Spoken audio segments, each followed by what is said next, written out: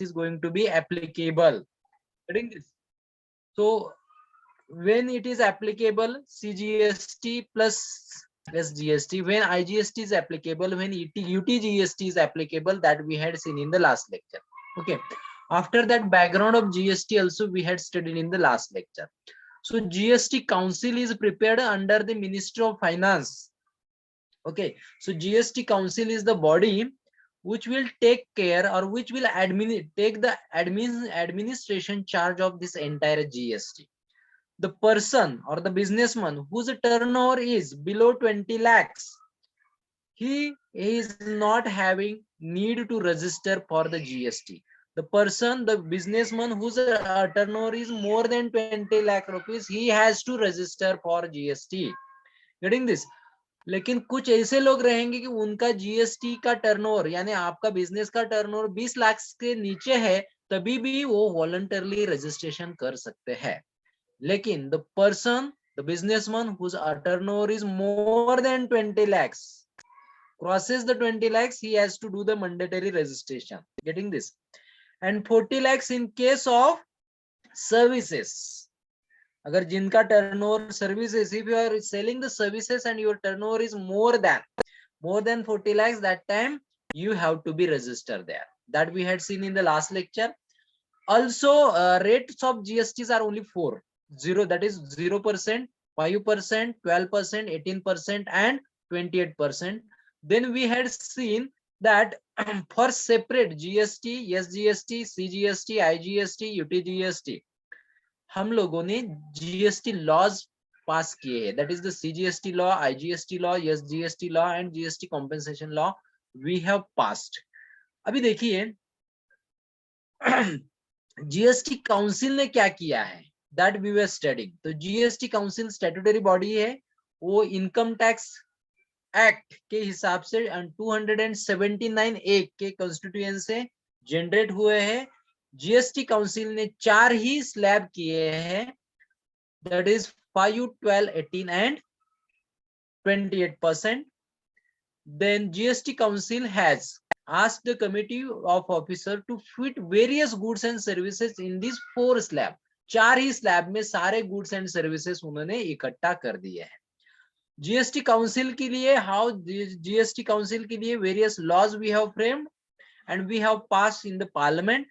Then in order to ensure single interference, यानी single interference यानी management, single management होने के लिए हम लोगों ने क्या किया है, 90% of taxpayers having turnover below 1.5 crores would be vested with state administration.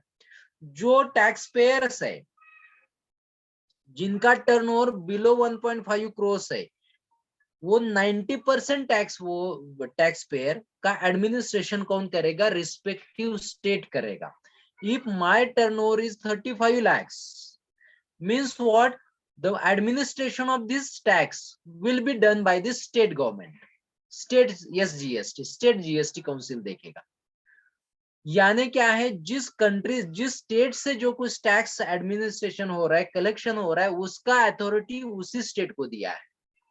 लेकिन जो टैक्स पेयर जिसका टर्नओवर 1.5 करोड़ के ऊपर है, 1.5 करोड़ के ऊपर है, उसका एडमिनिस्ट्रेशन सेंट्रल गवर्नमेंट ने उसके पास रखा है.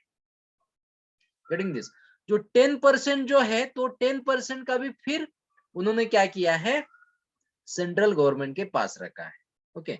The turnover above 1.5 crore shall be divided equally into ratio of 50% to the central and 50% to the state administration. उसमें भी फिर क्लासिफिकेशन किया है. जितने भी 90% में से 10% जो बचते हैं, तो 10% का फिर power is given to the, power is in the hand of central government, but again they have administered for administration purpose only, they have again divided 50-50%. यानी 5% towards the central government and 5% will be towards state government for administration purpose only. To solve the query related to this administration GST tax, तो इसी तरीके से क्या किया है, single interface window generate किया है. Then we had studied about the alcohol के ऊपर, क्रूड ऑयल के ऊपर, petroleum, diesel and natural gas के ऊपर जीएसटी एप्लीकेबल नहीं किया है. Okay, so these are the some of the products which are outside of GST. Then tobacco और टोबैको प्रोडक्ट्स के ऊपर अभी जीएसटी लग गया है. ओके, और देखिए tax payer with annual turnover, not profit, not your profit. So this is the taxpayer whose annual turnover is above 20 lakhs in case of rest of the states. But Jammu Kashmir के लिए 10 lakhs का turnover का limit दिया है और बाकी state के लिए 20 lakhs का टर्नओवर का लिमिट दिया है. ओके, तो 20 lakhs तक जिसका टर्नओवर है वो टैक्स पेयर एग्जम्प्टेड है. उनको टैक्स भरने की जरूरी नहीं है, रजिस्ट्रेशन करने की जरूरी नहीं है. उनके जितना भी टर्नओवर रहेगा that will be tax free. लेकिन अगर उनको लगता है कि we should register under GST, if they are confident about their turnover, that their turnover may increase in the future more than 20 lakhs, that time they can get the registration in advance. तो जिसका turnover below 20 lakhs है उनको GST registration करना compulsion नहीं है. GST registration करना compulsion नहीं है, इसका मतलब जीएसटी पेमेंट करना भी, टैक्स पेमेंट करना भी कंपल्सरी नहीं है. लेकिन this limit is different for only Jammu and Kashmir. Jammu and Kashmir के लिए रखा है 10 lakhs का. Okay, so this is about the goods exempted from the GST. The list of exempted goods and services would be kept minimum, कम से कम रखी है, and it would be harmonized for the central and states. तो central के अलग, central कुछ अलग publish करेगा, state कुछ अलग पब्लिश करेगा, ऐसा नहीं होगा. There will be the uniformity it been between the list published by the central government and state government.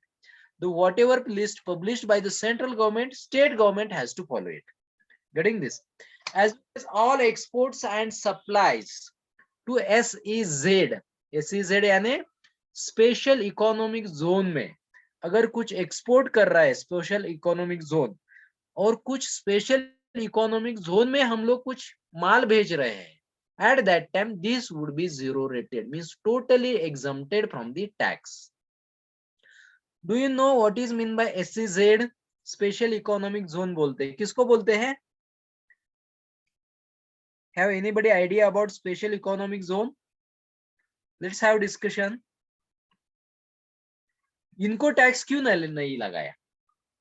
और जीरो रेटेड यानी if we are exporting goods and services to the special economic zone of America, China, Germany, at that time this export will be zero rated, means what, there is no need to pay tax. As well as if any special economic zone is importing goods and services, if we are supplying goods and services to special economic zone, at that time it is totally exempted, that is zero rated. What is mean by special economic zone? Yes, do you know or don't know? Just tell me. अगर पता नहीं तो मैं बताऊंगा, अगर पता है तो आप बताएंगे. No sir. ओके, अभी स्पेशल इकोनॉमिक जोन क्या होता है ना, for the development of certain area. For example we have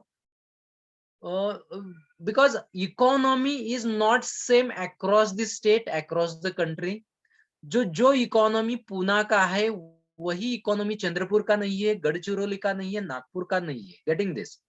now to attract the industrialist, तो अगर चंद्रपुर का मुझे इकोनॉमी बूस्टअप करनी है, चंद्रपुर के लोगों को मुझे रोजगार देनी है, चंद्रपुर का इकोनॉमी मुझे सर्कुलेट करनी है, तो मैं एज अ गवर्नमेंट मैं क्या करूंगा, उसको SEZ डिक्लेयर करूंगा, स्पेशल इकोनॉमिक जोन, जहां पे इंडस्ट्री कभी जाने के लिए तैयार नहीं है, उसी एरिया को. अगर स्पेशल इकोनॉमिक जोन अगर मैं डिस्क्लोज करूंगा, उसको डिक्लेयर करूंगा, तो क्या होता है, so those industry who want to establish into that special economic zone, तो उनको टैक्स, कोई भी टैक्स नहीं लगेगा. they will get free of cost land, they will get land at free of cost, electricity at reasonable prices, as well as water, और roads transportation with very minimum charges, सब कुछ government उनको वहां पे readymade रहेगा. If you want to go there, at that time taxes will be exempted, then land will be free of cost, electricity will be with minimum rate of interest, with minimum rates, as well as water electricity bill, ये सब कुछ near to minimum cost रहेगा. तो उसको बोलते हैं special economic zone. For the to improve the economic zone of that particular area, government has declared this special economic zone. तभी जाके क्या हो जाएगा, इंडस्ट्री विल गो देयर, क्योंकि cost of production will decreases because some of the cost you are saving there. अगर मैं पुणे से वहां पे जाऊंगा, चंद्रपुर जाऊंगा, तो मुझे लैंड का पैसा नहीं देना है. वाटर के यहाँ पे अगर मुझे 1 लाख का वाटर बिल आता है तो वहां पे फ्री ऑफ कॉस्ट मुझे वाटर मिलेगा. इलेक्ट्रिसिटी का बिल यहाँ पे 2 लाख आता है तो वहां पे 50,000 में मेरा काम हो जाएगा. इससे क्या हो जाएगा, लेबर का यहाँ पे चार्जेस मेरे कितने हैं, for example 500 rupees per day, वहां पे 50 रुपए मुझे लेबर मिलेगा. तो what will happen, automatically I will save this so much of cost. If I am saving so much of cost, that time it will be possible to me to sell the product at minimum prices. अगर मैं minimum price में product बेचता हूं तो automatically I will get huge sale, huge demand to my product, so that I will increase the profit. So by establishing the economic zone, you are trying to improve the economy of that particular region. तो special economic zone government declare करता है कि उसी के area के लोगों को रोजगार मिलना चाहिए, वहां के एरिया में स्कूल बिजनेसेस स्टार्ट होने चाहिए. Due to which what will happen, government reduces burden of their employment by establishing the industrial areas. Getting this? अगर ऐसा कोई स्पेशल इकोनॉमिक जोन डिक्लेयर हुआ है और हमारा बिजनेस उसी एरिया में चल रहा है, दैट टाइम उसी एरिया में अगर मेरा कुछ गुड्स जाता है उसी एरिया के डिमांड के हिसाब से, तो मुझे टैक्स नहीं लगेगा और उनको भी टैक्स नहीं लगेगा. That is something about special economic zone. Clear about this or you want more explanation? Yes, sir, clear. तो ये right now some of the special economic zones are in, it is not in Paschim Maharashtra, there are some in Konkan areas as well. तो कौन सा तो एक special economic zone था, अभी मुझे याद नहीं है, वेंगुर्ला वगैरह उधर था. और कुछ ऐसा अंडर डेवलप्ड एरिया में गवर्नमेंट क्या करता है, to shift the industry, we declare it as a special economic zone. तो वहां पे अगर मेरे गुड्स एंड सर्विसेज जाते हैं, प्रोवाइड करते हैं, वो 0 रेटेड है, उसमें टैक्स नहीं लगेगा, मुझे भी नहीं लगेगा, मेरे कस्टमर को भी नहीं लगेगा. That is as per the GST. अभी देखिए, look towards the GSTN number. अगर हम लोग जीएसटी को रजिस्ट्रेशन करते हैं तो मुझे जीएसटीएन नंबर मिलता है. Just look at the GSTN number. Format of GSTN, कोई भी सप्लायर रहेगा, मैन्युफैक्चरर रहेगा, सर्विस प्रोवाइडर रहेगा, when he register for GSTN number, that time he will get the GSTN number in this format.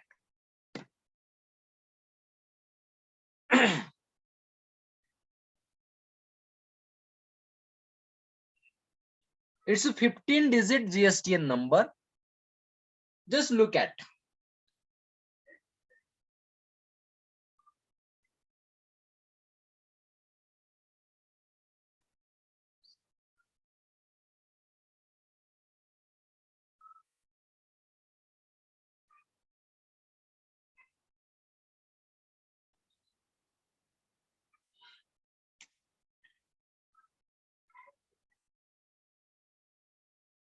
Now we have to study the registration process.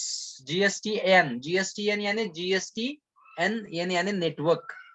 Okay, तो GSTN, GSTIN यानी GSTN यानी GST network बोलते हैं, GSTIN यानी GST identification number होता है. So we have to take this number if you are doing the business and if my turnover is going above 20 lakhs in case of manufacturing of goods and 40 lakhs in case of provisions of your services. At that time I have to register, and when I register for this, at that time अगर मैं registration करता हूँ by filling one common application, at that time I will be registered for central CGST as well as SGST. एक ही form में मुझे central का भी GSTN number मिलेगा सेंट्रल का भी परमिशन मिलेगा, रजिस्ट्रेशन मिलेगा, सेंट्रल का भी रजिस्ट्रेशन होगा और स्टेट का भी रजिस्ट्रेशन होता है। This GSTN number consist of 15 digit. तो पहले 2 डिजिट है वो स्टेट कोड है, महाराष्ट्र का कुछ अलग रहेगा, गुजरात का अलग रहेगा, 22 is from one of the state. उसके बाद बीच वाला जो 10 डिजिट नंबर है, 5 times A, 4 times 0 and A, this is the PAN number of your organisation. अगर आपको एज अ ऑर्गेनाइजेशन रजिस्टर करना है तो उसका registration number means what, business का बनाया हुआ PAN number, that is the identification number of your organisation. उसके बाद नेक्स्ट वन जो है वो entity number of the same PAN number holder in the state, उसी पैन नंबर का एंटिटी नंबर आता है, यानी बिजनेस क्रमांक होता है। ठीक है, so what category of goods you are manufacturing, accordingly you will get it. उसके बाद जेड बाय डिफॉल्ट आता है and 5 is the check sum digit, यानी for checks as a check एक डिजिट होता है। So in this way GST identification number you will get after the registration. अभी देखिए these are the various state codes. तो each and every state has given, central government has given each and every state one code. Okay, देखिए कहां से लेके north से लेके south तक नंबर दिया है। पर first is for Jammu Kashmir, second is Himachal Pradesh, third is Punjab, Chhattisgarh, Uttarakhand, Haryana, Delhi, Rajasthan, Uttar Pradesh, Bihar, Sikkim, Arunachal Pradesh, Nagaland. So these are the various state code. So by giving the particular, if I am belongs to Maharashtra and if I register at that time, my GSTN numbers always start with number 27. समझ में आ रहा है? So by looking towards first 2 digits, I can understand that from which state I belongs to. समझ में आ रहा है? समझ में आ रहा है ये? तो पहले जो 2 डिजिट है वो स्टेट कोड है। स्टेट कोड देखने के बाद पता चल जाएगा कि whether this tax payer is from which state, whether he is from Punjab, Haryana, Arunachal Pradesh और नागालैंड और whatever it may be। तो पहले डिजिट से पता हो चल जाएगा कि ये टैक्स पेयर कौन से स्टेट से है। So on the basis of this, input tax credit will be given. Input tax credit will be given. So these are the various state codes. तो state code is the part of GSTN number. तो पहला जो 2 digit होते हैं GSTN number, अभी यहाँ पे 22 है, 22 है यानी कौन से स्टेट का है ये? छत्तीसगढ़ का टैक्स पेयर है, because state code of state code of Chhattisgarh is 22। तो इसी हिसाब से जीएसटीएन नंबर हर एक सर्विस प्रोवाइडर को, हर एक कस्टमर, हर एक बिजनेसमैन को मिलता है। Getting this?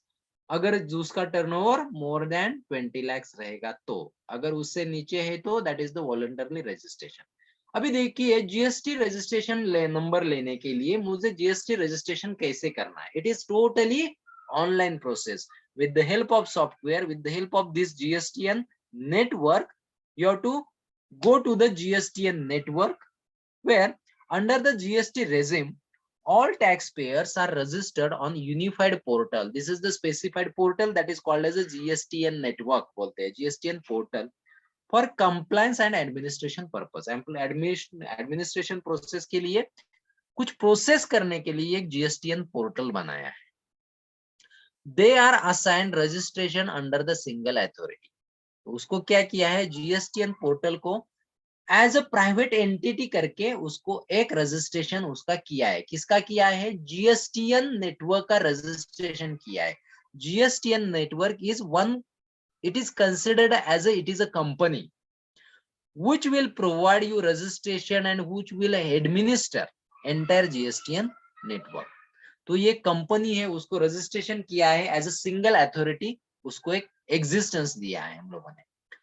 On registration all tax payer, जहां वहां पे रजिस्ट्रेशन होने के बाद क्या होता है देखिए, on registration all tax payers are assigned a unique goods and tax identification number, यानी रजिस्ट्रेशन होने के बाद ये नंबर हमको हर एक टैक्स पेयर को मिलता है। Getting this? जिसका टर्नओवर अबाउट 20 लाख है।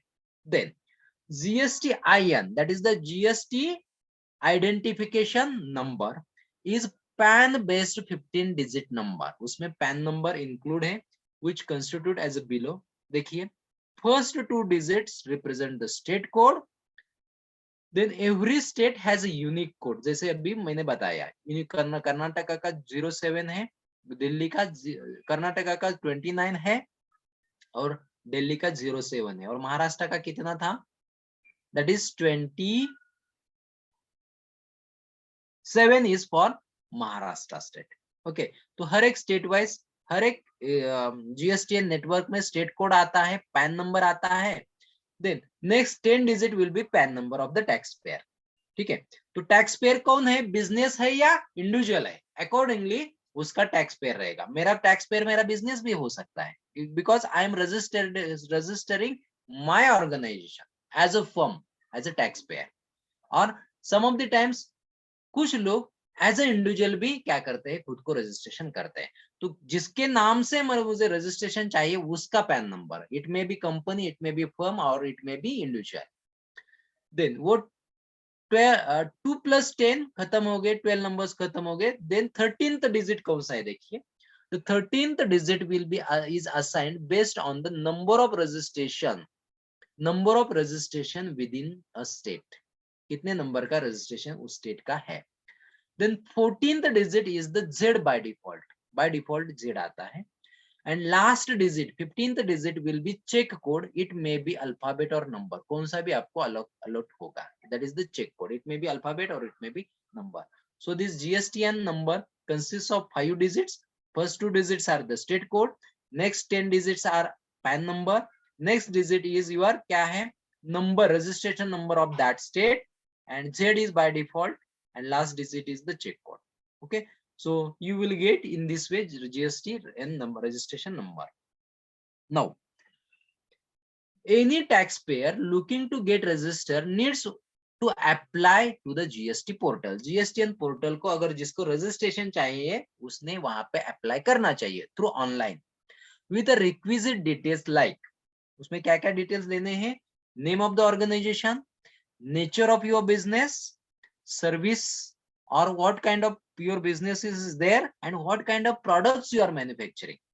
then service as well as product code category, कौन से category में आपका product आता है, whether it comes to the 5% base, 12% base, 18% base or 28% base, or it may be 0%, आपको mention करना है. details of the promoter, owner के details भरना है, as well as directors among the author. तो ये सारी information I have to fill there.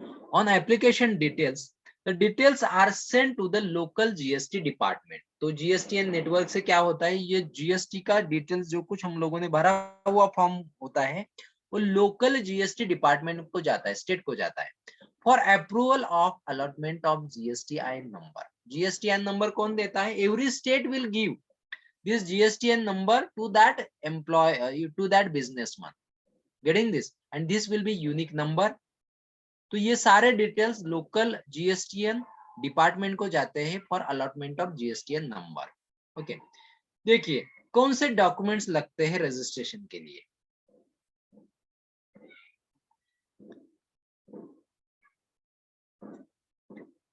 So I have to upload these documents at the time of doing the registration. Documents required for the proprietor. As a proprietor मुझे run करना है, मेरा मुझे register करना है, तो ये डॉक्यूमेंट्स मुझे सबमिट करना है. Just look towards the documents. Go through these documents.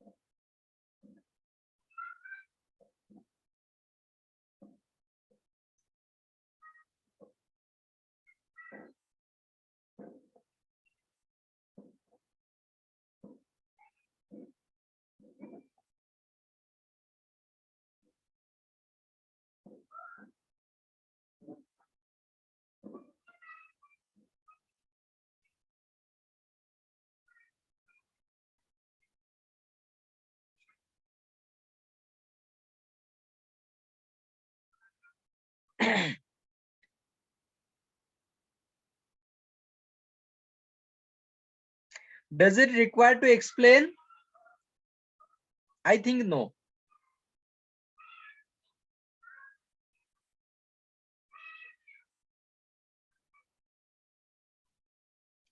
Tell me. हाँ, इसमें और एक चीज है, अगर मुझे एज अ प्रोप्राइटर बोल के रजिस्ट्रेशन करना है तो ये प्रोप्राइटर का पैन नंबर, प्रोप्राइटर का आधार कार्ड, प्रोप्राइटर का फोटोग्राफ। अगर मुझे business as a business, for example I want to take the GSTN number for Tata Motors limited by the name of Tata Motors, तो PAN card of Tata Motors, Aadhaar card of Tata Motors and photograph of the Tata Motors required, then office address वगैरह ये सब कुछ, तो any one of the copy will be required. So residential proof, then consented office का no objection certificate लगेगा और bank details भी लगेगी. So these are the documents required for company, business, firm. तो firm बोले तो firm के records लगेंगे, proprietor बोलेगा तो proprietor के लगेंगे, business company बोलेगा तो company के लगेंगे. Okay, so these are the various documents required for registration under the GSTN network to get the GSTN number. तो registration कैसा होता है देखिए, it is PAN based registration. If I want to register, first thing I should have to get PAN card. I should have to take the PAN card. If PAN card is not there, that time it is not possible to register without, because your PAN card is there appearing on your GSTN number. अगर PAN card नहीं है तो GSTN number आपको नहीं मिलेगा. Okay, then required to be obtained from each state from where taxable supplies are being made. तो pan based registration कहाँ से निकलना चाहिए, अपने अपने स्टेट से जीएसटीएन नंबर मिलेगा आपको. Getting this? So you will get this GSTN number from your respective states, जहां से सप्लाई हो रहा है, जहां से मैं मैन्युफैक्चर करके किसी को सप्लाई करने का बिजनेस करता हूँ, उसी स्टेट का रजिस्ट्रेशन मेरा होना चाहिए. Means origin of my business कौन से स्टेट से, उधर का रजिस्ट्रेशन होना चाहिए. A person having multiple business verticals in a state may obtain separate registration for separate vertical. For example, I am doing the business. मेरे as a owner, I have vertical businesses. For example, मेरा sugar industry का business है, मेरा textile industry का business है, मेरा for example service provide करता हूँ, तो मेरे लिए 3 अगर अलग अलग बिजनेस है तो अलग अलग रजिस्ट्रेशन भी जरूरी है. For example, one more thing, I can take the example over here. For example, I have automobile industry. तो मैं सप्लाई भी माल करता हूँ, मेरे ही कंपनी को करता हूँ, मैं सप्लाई करता हूँ, तो I have to have 2 registration. मेरा एक सब्सिडरी है और एक मेन यूनिट है. तो whatever goods is prepared in one unit, this will be again supplied to the my own unit. एक यूनिट से दोनों भी यूनिट मेरे हैं. यूनिट नंबर 1 से I am supplying goods and services to unit number 2 and both belongs to me. खुद के मेरे हैं, तभी भी जाके मुझे सेपरेट रजिस्ट्रेशन करना जरूरी है across the verticals.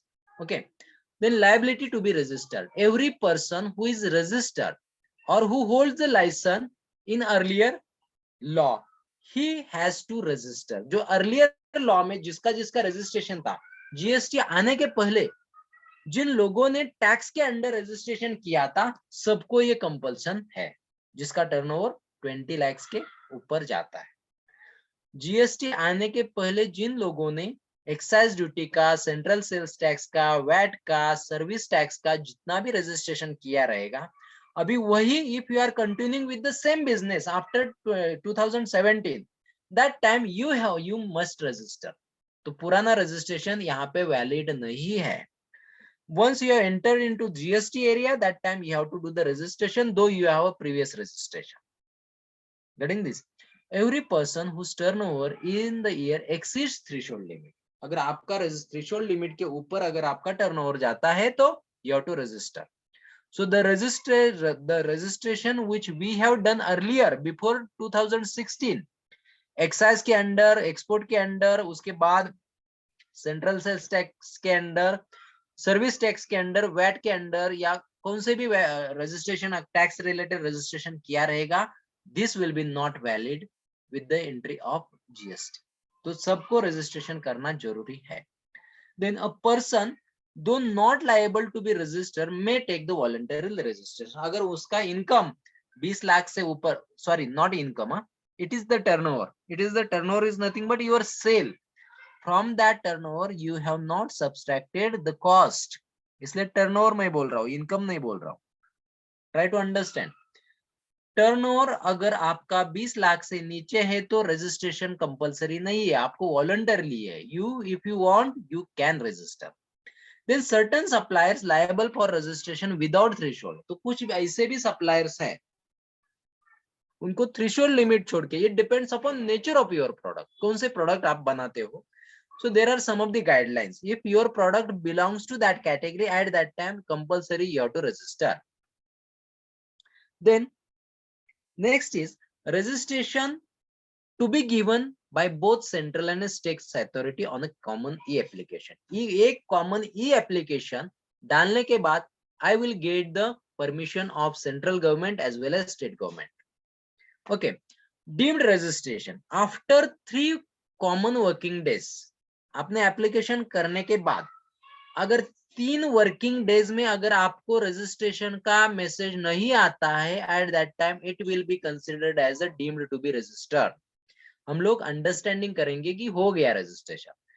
It may be delayed due to the process of, for example internet slow है या कुछ वहां पे बहुत भीड़ है, इसके लिए रजिस्ट्रेशन हो गया रहेगा. So means what? Until and unless you don't get the registration number, you can't start your businesses. समझ में आता है कि देखिए, पहले मुझे रजिस्ट्रेशन लेना है तभी जाके आगे बिजनेस करना है, अगर मेरा टर्नओवर उसके ऊपर अगर गया रहेगा तो. अभी एक बार एप्लीकेशन करने के बाद अगर 3 दिन के अंदर अगर मुझे रजिस्ट्रेशन सर्टिफिकेट नहीं आता है, means what? I should not stop my business activity, I will continue, it will be deemed to be registered. समझ में आ रहा है? So this is the deemed registration will be considered after 3 working days. अभी देखिए what are the benefits of GST. Just go through this slide. GST के benefits, earlier tax law और ये नया GST में क्या benefits है? Just go through this slide, then we will discuss.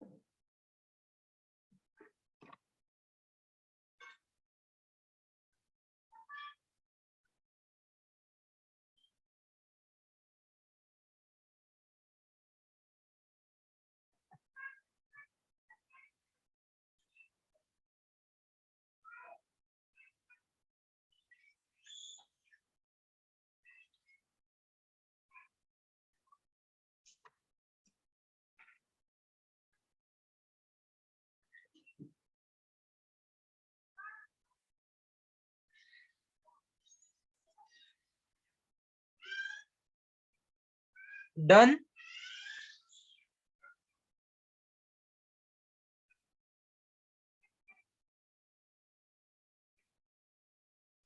Yes, sir. Now next. Just go through this, then we will discuss. First try to understand what I have written. Then we will discuss.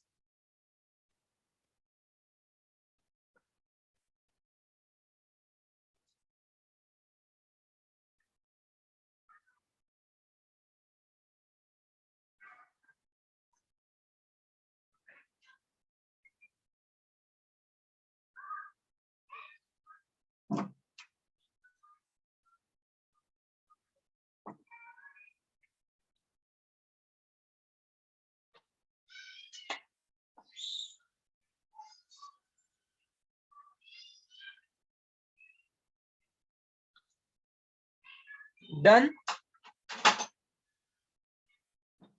Yes, sir. हाँ, अभी देखिए. Yes, sir. Okay, just try to understand. जब GST नहीं था, जब GST launch नहीं हुआ था, तब क्या सिचुएशन थी टैक्स की, और अब क्या हुआ है. Just we are going to imagine. अगर मान लो मेरा मैन्युफैक्चरिंग का यूनिट है, for example I have a manufacturing unit, मैं कुछ बनाता हूँ, रॉ मटेरियल से फिनिश गुड्स बनाता हूँ। एट दैट टाइम अगर मैं रॉ मटेरियल के ऊपर प्रोसेस करता हूं ना, at that time first I have to register for excise, central excise. मुझे सेंट्रल एक्साइज का, क्योंकि I am processing on raw material. अगर मैं कोई भी प्रोडक्ट रॉ मटेरियल के ऊपर से, रॉ मटेरियल से अगर मैं फिनिश गुड बनाता हूं ना, at that time first I have to register for central central excise. Central excise का मुझे रजिस्ट्रेशन करना पड़ता। So this is the first registration. उसके बाद देखो, if I am selling this product outside the state, finish good बनाया मैंने, तो अगर मेरे कस्टमर फॉर एग्जांपल बिहार के रहेगा, गुजरात के रहेगा, तो I have to register for central sales tax. तो सेंट्रल सेल्स टैक्स का भी मुझे दूसरा रजिस्ट्रेशन करना पड़ता था। तीसरा रजिस्ट्रेशन कौन सा था? If I am selling my goods and services with in my state, Maharashtra में भी अगर मुझे रजिस्ट्रेशन का, मुझे अगर मेरे गुड्स एंड सर्विसेज बेचना है तो मुझे यम वैट का, वैट यानी वैल्यू एडेड टैक्स का रजिस्ट्रेशन करना पड़ता था। इसका मतलब एक मैन्युफैक्चरर को 3 बार रजिस्ट्रेशन करना पड़ता था before the entry of GST. Getting this? और हर एक का रिटर्न फाइलिंग करना, डेट अलग है, प्रोसेस अलग है, डॉक्यूमेंट्स अलग है, और उसके बाद पेनल्टी भी कुछ अलग थी। सो it was getting too much confusion in the minds of manufacturer. कौन सी डेट रखना, कौन सी डेट ध्यान में रखना, अगर एक दो डेट मिस, ऊपर नीचे आगे पीछे कुछ हो गया तो क्या होता था, मुझे पेनल्टी लगती थी। And it was manually driven. ये सब कुछ मुझे मैन्युअली रिकॉर्ड मुझे सबमिट करना पड़ता था। So it was very tedious activities. ये हुआ मैन्युफैक्चरिंग के बारे में बिफोर एंट्री ऑफ जीएसटी। अभी सर्विस इंडस्ट्री के बारे में क्या सिचुएशन थी? If I am providing the services, service industry यानी इंश्योरेंस इंडस्ट्री, उसके बाद बैंकिंग इंडस्ट्री और hotel industry, hospitality industry, transportation industry, tourism industry, अगर इसका सिचुएशन क्या था, तो at that time if you are selling of your services, that time first you have to register for service tax. Service tax के लिए आपको registration करना पड़ता था। ये पहला रजिस्ट्रेशन हुआ। उसके बाद if you are selling of your services, at that time you have to register for MVAT for VAT as well. VAT के लिए भी आपको रजिस्ट्रेशन करना पड़ता था। Getting this means what? For service provider has to register for two times. One is for service tax और दूसरा VAT के लिए रजिस्ट्रेशन करना पड़ता था। Getting this? Now तो सर्विस क्या, टैक्स के filing of returns date, refund date, उसके बाद उसका जो प्रोसेस, एप्लीकेशंस, ये सब कुछ प्रोसेस अलग अलग थी, पोर्टल भी अलग अलग थी। That's why it was very complicated activity before entry of GST. तो ये इतना सारा होने की वजह से क्या हो रहा था, central government as well as state government has various different types of authority. Central government को कुछ अलग अथॉरिटी था और स्टेट गवर्नमेंट को अलग अथॉरिटी था। So there were the clashes between, there was the struggles, there will be quarrels between states and central government. तो quarrels थे, क्योंकि वैट का रेट डिसाइड करना स्टेट का काम था। वैट कितना लेना, वैल्यू एडेड टैक्स कितना लेना, वो स्टेट के हाथ में था। Getting this? So it was totally towards the state government. उसके बाद जीएसटी का जो सेंट्रल गवर्नमेंट के पास जो टैक्स थे उनके कस्टडी में, उसका रेट वो डिसाइड करते थे। That's why there was the exploitation of service providers and manufacturers. Getting this? So it was very complicated task. That's why to get the uniformity and to make process very simple, we have launched the GST. तो इसलिए हम लोगों ने GST launch किया। तो GST launch होने से क्या हो गया, अभी सब कुछ इलेक्ट्रॉनिक मोड में चल रहा है। कौन क्या क्या चल रहा है? एप्लीकेशन फॉर्म भरना, उसके बाद इनपुट टैक्स क्रेडिट लेना, रिफंड करना, उसके बाद इनकम टैक्स का फाइल रिटर्न करना, ये सब कुछ प्रोसेस, उसके बाद रिफंड वगैरह सारी प्रोसेस, पेनल्टी भरना, सब कुछ अभी इलेक्ट्रॉनिक मोड पे चलता है। Means what? There is no need to visit any office. कोई भी ऑफिस में जाने की जरूरी नहीं है for filling of the form, for refund, for any tax return, filing of the tax return, किसी को कोई भी एक्टिविटी के लिए कोई भी ऑफिस में अभी जाने की जरूरी नहीं है. This is the first benefit that save your time as well as your cost. ये सेव होता है. उसके बाद this is the single tax for entire nation. ये एक ही टैक्स है सारे कंट्री के लिए है. इसलिए ये मुझे जीएसटी के तो पहले सर्विस टैक्स के अलग रूल्स रेगुलेशन, एक्साइज ड्यूटी के अलग रूल्स एंड रेगुलेशन, वैट के अलग rules and regulation and central sales tax के अलग रूल्स एंड रेगुलेशन थे. तो सबका मेरे ध्यान में रखना, सबका डॉक्यूमेंटेशन करना, it was very complicated task. अभी मुझे एक ही डॉक्यूमेंटेशन मेंटेन करना है, एक ही डेट ध्यान में रखनी है, एक ही जगह पे मुझे एप्लीकेशन करना है with respect to refund, with respect to electronic filing, with respect to registration, with respect to getting the GSTN number, with respect to getting the refunds and penalties. जो कुछ करना है एक ही जगह पे करना है. So this minimises the tax payers physical interaction with the tax officials. कहाँ पे भी जाने की जरूरी नहीं है. As well as GST provides the facility of auto-populated monthly returns and annual returns. Annual returns और monthly returns automatically वो generate होते हैं.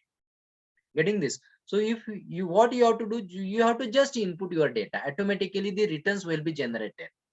Okay. It also facilitates taxpayer by prescribing grant of refund within 60 days. अगर आपका refund रहेगा तो within 60 days you will get the taxpayer will get the refund of the taxes. 60 दिन के अंदर आपको मिलेगा. As a provisional release of 90% of refund is within sorry, as a provisional release of 90% refund to the exporters within 7 days. तो अगर if you are exporting goods and services at that time 7 दिन में आपको मिलेगा, within the countries रहेगा तो 60 days में आपका रिफंड आपको मिलेगा. तो रिफंड बहुत जल्दी है. 60 days means within 360 means within 60 days means what, within 2 months. उसके पहले ही आपको रिफंड मिलते हैं. And why, how it is possible? It is due to the software system. Because reconciliation करना बहुत आसान काम है. एरर फाइंड आउट करना, मिस्टेक्स फाइंड आउट करना, उसके बाद उसका एनुअल कैलकुलेशन करना, ये सब कुछ बहुत पॉसिबल, बहुत इजी पॉसिबल है because with the help of this software. Software में हम लोगों ने सब कुछ किया है. That's why it is very much easy task. It includes interest rate payment if refund is not sanctioned with in the time. अगर 60 दिन के आगे अगर मेरा रिफंड जाता है तो जितना अमाउंट मुझे रिफंड मिलेगा उसके ऊपर अभी इंटरेस्ट भी मुझे देने का प्रोविजन है. That's why normally with in 60 days you will get the refund of your tax. And refund will be directly credited to your bank account. जो बैंक अकाउंट आपने रजिस्ट्रेशन के टाइम पे दिया रहेगा उसी के ऊपर आपको रिफंड विद इन 60 days आएगा. अगर रिफंड विद इन 60 days में अगर नहीं आया तो आपको उसके ऊपर इंटरेस्ट मिलेगा, जितना भी डिले होता है उतना. Then under GST regime, exports are zero rated in entirety. Unlike the earlier tax system where refund of some of the taxes did not take place due to fragmented nature of the indirect taxes. पहले export zero rated नहीं था. Due to fragmented nature of indirect taxes between the state and central. तो हर एक के taxes के rate अलग थे, registration process अलग था, rules and regulation अलग अलग थे, इसलिए वो नहीं मिलता था. Now we have only one system. That's why we can give export as a zero rated entity. So GST is largely technological driven. It reduces the human interface and the human error. तो ये technology software से होते हैं इसलिए man made error is not possible, intentional error is not possible, and there is no possibility of creating the mistakes. किसी को भी possible नहीं है, सप्लायर को भी नहीं है और कस्टमर को भी मैनिपुलेशन करना पॉसिबल नहीं है. Getting this? For example, मैंने क्या किया? For example, I have made the entry of this GST invoice in my software कि on so and so date I have purchased raw material from XYZ company. तो अगर मैं मेरा invoice upload करता हूं as a customer, getting this, at that time जो मेरा supplier रहेगा उसी डेट का उसका भी उसने सेल का इनवॉइस अपलोड करना पड़ेगा. Try to understand. For example, A and B are the two persons. A is selling raw material to B. तो जब A before 10th of particular date, following the date, यानी अगर मैंने इसी month में goods and services cell किया रहेगा तो नेक्स्ट महीने में 10 तारीख के पहले ए को उसका इनवॉइस अपलोड करना पड़ेगा। ए जब इनवॉइस अपलोड करेगा तो बी जो है उसका कस्टमर उसको अप्रूव करना है और उसको आगे 5 दिन मिलेंगे, यानी 15th of the following month. यानी मार्च में अगर आपका ट्रांजैक्शन हुआ तो उसका अप्रैल के 10 तारीख ए के लिए डेडलाइन है और बी के लिए 15 तारीख है। अगर ए ने एंट्री की, ए ने बी का नाम लिखा लेकिन बी ने अगर ए का नाम नहीं लिखा अपलोड करते समय, तो वो ट्रांजैक्शन नहीं हो जाएगा। This will be not considered as a valid transaction. वो कंप्यूटर एक्सेप्ट ही नहीं करेगा, सॉफ्टवेयर एक्सेप्ट ही नहीं करेगा, because it is technology driven. So ये man-made mistakes are not possible in GST. GST believe to have improved comfort for doing the business. तो इससे क्या हो गया, मेरा बिजनेस करना बहुत इजी बन गया। It helps person to be legally recognised as a supplier of goods and services. तो ये मैं अगर जीएसटी पेमेंट करता हूं, अगर मेरे पास जीएसटीएन का नंबर है, इसका मतलब I am a legal supplier. I am legal supplier. Nobody will going to get any action against me. Clear about this benefits of GST? बोलो जल्दी। Yes, sir. Okay. Now here registration, these are the benefits and these benefits were not there before entry of GST. तो GST ने सबका काम बहुत आसान कर दिया है। अभी फाइलिंग ऑफ रिटर्न, हम लोगों को रिटर्न कब फाइल करना है, देखिए। The taxpayer whose turnover, I'm again using the word turnover, not profit, not income.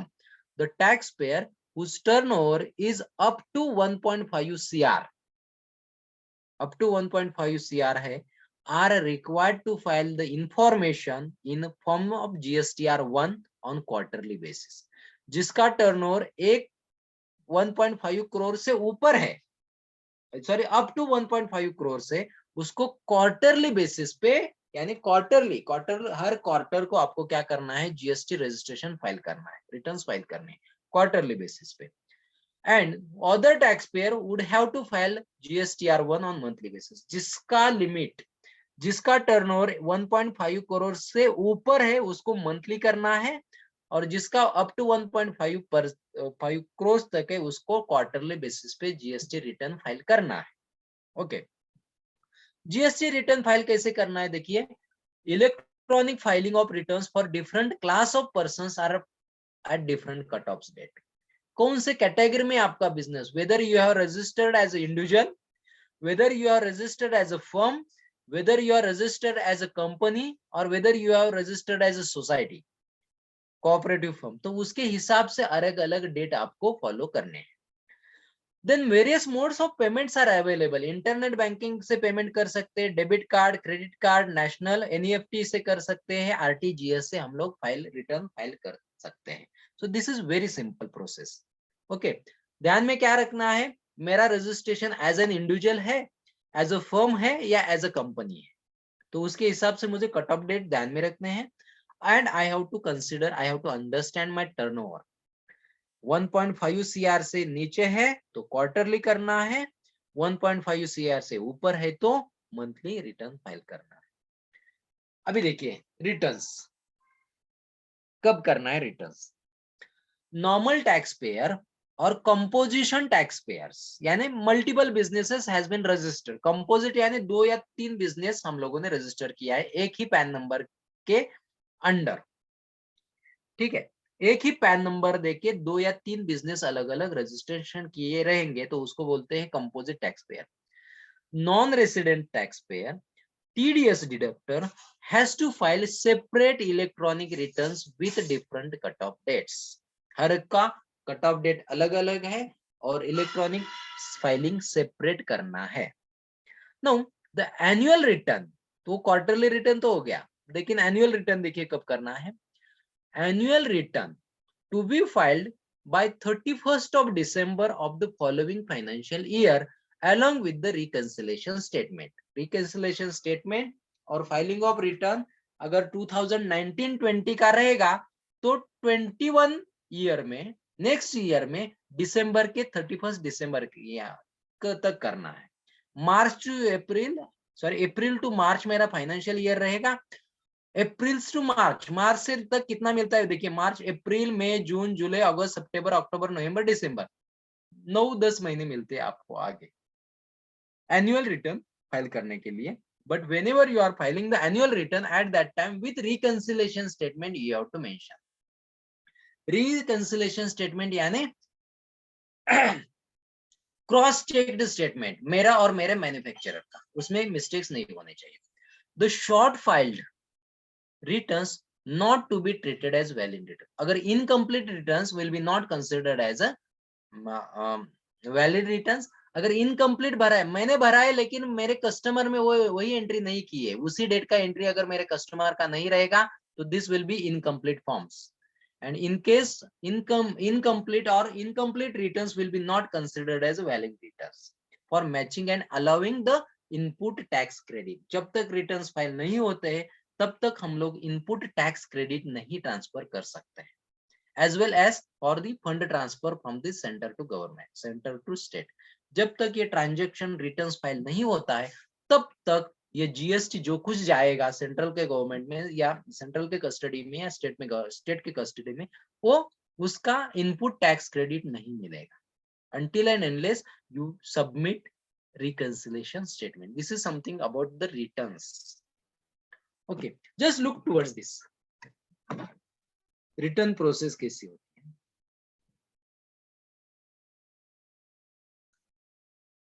Read from the tax pair, tax payer को जीएसटीएन नंबर होना चाहिए। उसके बाद अगर tax payer is the supplier, अगर वो सप्लायर है तो उसको क्या करना पड़ता है, देखिए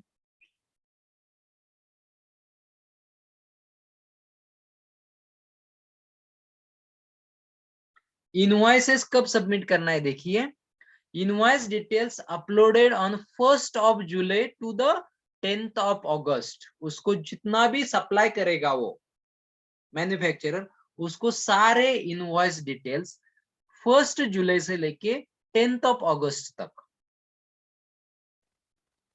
कितना टाइम मिलता है आपको, पिछले महीने का 1 महीना 30 डेज और 10 दिन आपको यहाँ पे मिलेंगे next following the 10th of August। यानी जुलाई का पूरा महीना आपके हाथ में है और अगस्त के 10 दिन आपके हाथ में। उसके बाद he will file the GSTR-1 number का form by the 10th of August। 10th of August को क्या करेगा, क्वार्टरली बेसिस पे वो क्या करेगा, वो GSTR नंबर सप्लायर फाइल करेगा। उसका क्या हो जाएगा, when he once he submit on the last date कितना है 10th of August। 10th of August के पहले उसका अपलोड वहां पे जाना चाहिए, इनवॉइस अपलोड होना चाहिए और GSTR-1 फॉर्म टोटली फिलअप होना चाहिए। वो फिलअप होने के बाद क्या होता है, auto population of invoice details in the GSTR-2 of the recipient. तो GSTR-2 फॉर्म ऑटोमेटिकली जनरेट होता है और वो GSTR-2 फॉर्म जब जनरेट होगा, this will be received by the your customer. वो किसके पास जाएगा, जिस सप्लायर को, जिस कस्टमर को मैंने माल सेल आउट किया है उसका नाम मैंने GSTR-1 में लिखा है, इसलिए वो GSTR-2 जनरेट होगा और वो GSTR नंबर उसके एंड को जाएगा, मेरे कस्टमर के एंड को। This is the recipient. तो कस्टमर क्या करेगा, जिसको मैंने 1 जुलाई से लेके 10 अगस्त तक जिसको मैंने माल बेचा है, जिसका नाम मैंने मेंशन किया है, जिस कस्टमर का, उसके पास वो फॉर्म जाएगा, उसके वेबसाइट को देखेगा, उसके पोर्टल को वो फॉर्म देखेगा। ओके, वो क्या करेगा, he can make the modifications। अगर कुछ प्राइसेस में, क्वांटिटी में या कुछ और स्पेसिफिकेशन में, इंफॉर्मेशन में अगर कुछ मॉडिफिकेशन करना है तो he will do in the form of GSTR-2। और 10 तारीख को A का काम खत्म होने के बाद 15 तारीख तक B ने कंप्लीट करना है। B is my customer 15th of August to the next month। Okay, उसके बाद सप्लायर एंड रेसिपेंट यानी सप्लायर एंड कस्टमर दोनों भी क्या करेंगे, टू रिकंसाइल डिटेल्स, वो रिकंसाइल करेंगे यानी दोनों एक दूसरे को अलाउ करेंगे, दोनों भी एक दूसरे के ट्रांजैक्शन एक्सेप्ट करेंगे on the portal itself, not manually, portal पे ही करना है। और वो प्रोसेस है 17th ऑफ अगस्त को ये प्रोसेस सब कुछ फिनिश करनी है। और 17th ऑफ अगस्त पर जाने के बाद क्या होता है देखिए, next the supplier file GSTR 3, GSTR 1, GSTR 2 and GSTR 3। तो सप्लायर जो कुछ रहेगा, तो एक बार सप्लायर ने और रिसिपेंट यानी कस्टमर ने ए और बी ने उसका उसी प्रोफाइल का उसी डॉक्यूमेंट का रिकंसिलेशन होने के बाद supplier now can file the GSTR 3। So whenever you are going to pay it in quarterly basis, at that time you have to fill GSTR 3 as a return process. तो GSTR 3 कब payment करना है? On the 20th of August, यानी जुलाई का सब कुछ process मुझे कब फिनिश करना है? 20th of August को। तो कितना दिन ज्यादा मिलते हैं? जुलाई के 30 दिन और अगले महीने के 20 दिन। And where he has to pay the tax to the government. So this is how the return process is available. Clear about this? So I think we have finished our time, so we have to stop here. Do you have any doubt regarding to today's lecture? क्या समझ में न आया, क्या समझ में नहीं आया? Otherwise we will stop here. बोलो।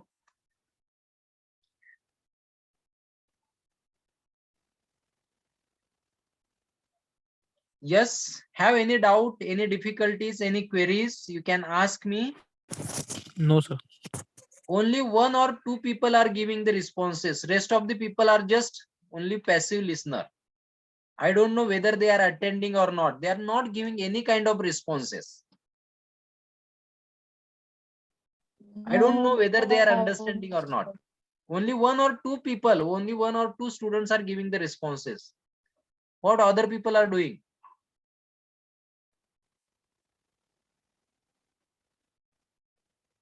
Yes? Yes, sir.